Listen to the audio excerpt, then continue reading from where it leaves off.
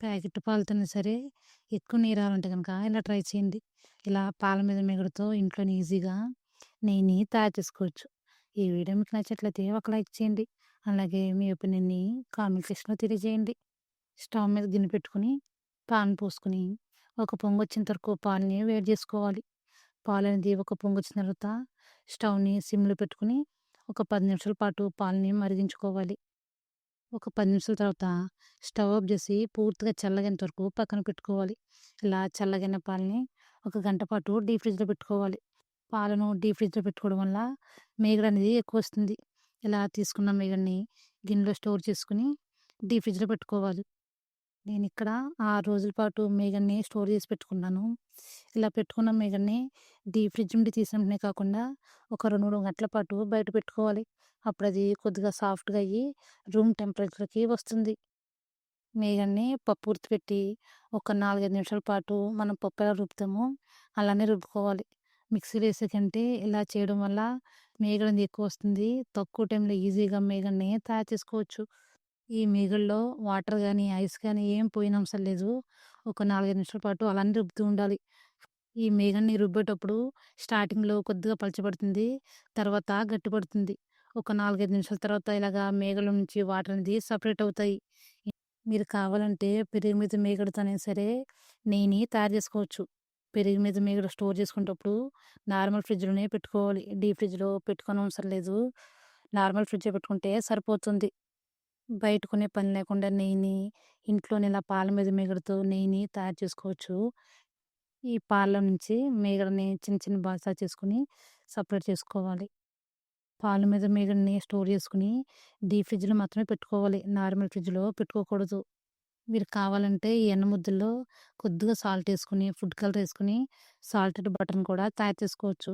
లేదు సాల్ట్ అవసరం లేదంటే గనక అన్‌సాల్టెడ్ బటర్‌ని కూడా ఇంట్లోనే ఈజీగా తయారు చేసుకోవచ్చు. ఇలా ఎన్న ముద్దని సెపరేట్ చేసుకున్న తర్వాత ఒక గిన్నెలోనికి చల్లగున్న వాటర్ పోసుకొని, ఈ ఎన్న ముద్దని ఒక 2, 3 సార్లు బాగా వాష్ చేసుకోవాలి. అప్పుడు నెయ్యి అనేది మంచి సువాసన అనేది వస్తుంది. మీరు కావాలంటే ఒక 4, 5 సార్లైనా సరే చల్లటి వాటర్‌లో వాష్ చేసుకోవచ్చు.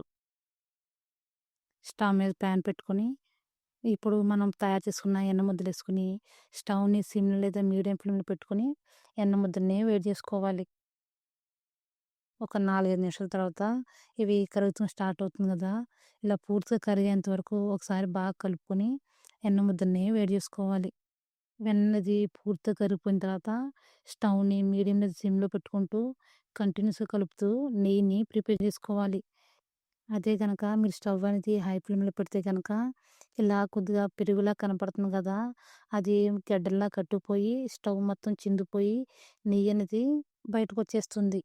కాబట్టి స్టవ్‌ని సిమ్ లేదా మీడియం ఫ్లేమ్‌లో పెట్టుకుంటూ కంటిన్యూస్‌గా కలుపుతూ ఈ మేగడ నుంచి నెయ్యి సెపరేట్ అయ్యేంత వరకు స్టవ్ అనేది సిమ్‌లోనే పెట్టుకోవాలి.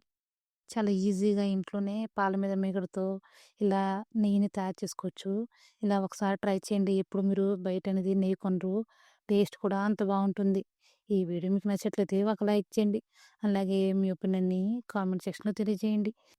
ఇలా కొద్దిగా నెయ్యనేది సెపరేట్ అయిన తర్వాత కొద్దిగా పసుపేసుకోవాలి. మీకిష్టం లేకపోతే గనక స్కిప్ చేసేయొచ్చు. మీరు కావాలంటే తమలపాకులేసుకొని కూడా నెయ్యిని వేడి చేసుకోవచ్చు. మంచి సువాసనతో మంచి టేస్టీగా ఉంటుంది. మీకిష్టం లేకపోతే గనక స్కిప్ చేసేయవచ్చు. పసుపేసుకున్న తర్వాత మరొక 4, 5 నిమిషాల పాటు సిమ్‌లో పెట్టుకొని కంటిన్యూస్‌గా కలుపుతూ వేడి చేసుకోవాలి. నెయ్యి వేడి చేసేటప్పుడు లాస్ట్‌న అడుగుతుండిపోతుంది గదా! మరీ కలర్ రానవసరం లేదు. లైట్ గోల్డెన్ బ్రౌన్ కలర్ వస్తే గనక సరిపోతుంది. ఇది కొద్దిగా చల్లగయ్యేటప్పటికి ఇంకా కలర్ అనేది చేంజ్ అవుతుంది. అంతే గనక మీరు మరీ ఎక్కువ బ్రౌన్ కలర్ వస్తే గనక నెయ్యి అనేది మాడిపోయిన వాసన అనేది వస్తుంది. స్టవ్ ఆఫ్ చేసి పూర్తిగా చల్లగేంత వరకు పక్కన పెట్టుకోవాలి. ఇలా పూర్తిగా చల్లగైన తర్వాత గాజు సీసాలో ఏసి స్టోర్ చేసుకోవచ్చు. అంతేనండి ఎంతో ఈజీగా ఇంట్లోనే పాల మీగడతో నెయ్యిని తయారు చేసుకోవచ్చు.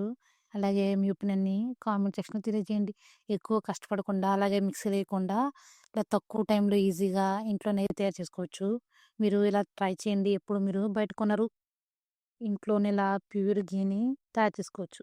ఈ వీడియో మీకు నచ్చితే